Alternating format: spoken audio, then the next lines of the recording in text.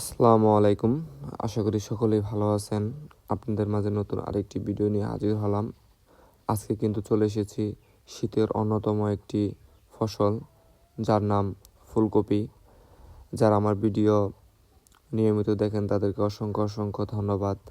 যারা আমার ইউটিউব চ্যানেলটি সাবস্ক্রাইব করেননি তারা অবশ্যই আমার ইউটিউব চ্যানেলটি সাবস্ক্রাইব করে দিন।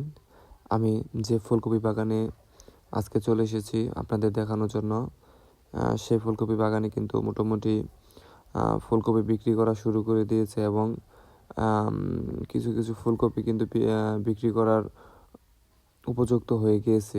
যদি আমরা এরকম একটি ফুলকপি বাগান তৈরি করতে চাই শীতের সময়, তাহলে আমাদের এই কৃষকের মতোই কিন্তু সুন্দর একটি সমতল ভূমি আমাদের সিলেক্ট করতে হবে। তারপর জমিতে কিছু কীটনাশক ব্যবহার করে জমিতে চাষবাদ শুরু করতে হবে। এবং যদি আমরা টবে ফুলকপি লাগাতে চাই তাহলে আমাদের অবশ্যই কিন্তু টপ লাগবে। এটি কিন্তু টবে ফুলকপি বাগান করা হয়নি, এটি কিন্তু মাটিতেই ফুলকপি বাগান করা হয়েছে। আপনারা দেখতেই পাচ্ছেন কত সুন্দরভাবে একটি ফুলকপি বাগান তৈরি করেছিল। আমরা যখন ফুলকপি চারা রোপণ করব, তখন আমরা যদি ফুলকপির চারার নিচে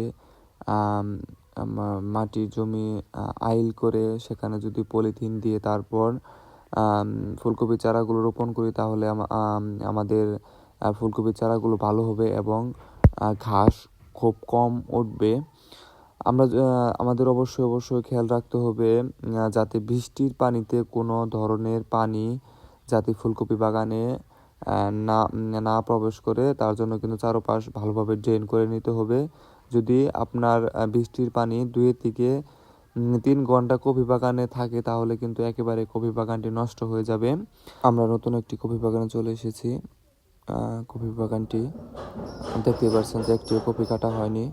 আমার সম্পূর্ণ ভিডিও দেখার জন্য সবাইকে ধন্যবাদ। সবাই ভালো থাকবেন। আসসালামু আলাইকুম।